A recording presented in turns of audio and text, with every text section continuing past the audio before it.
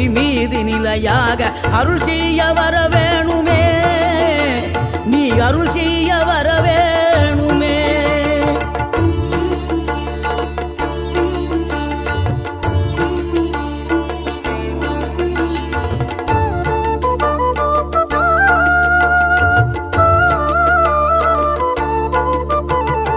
இகழ்தலையும் புகழ்தலையும் ஒரு முகமாய் கருதும்படி செவி உரைத்த முத்து குமரன், நீ வறுமையையும் வளமையையும் சமநிலையை உணரும்படி மதி கொடுத்த செல்வ குமரன்.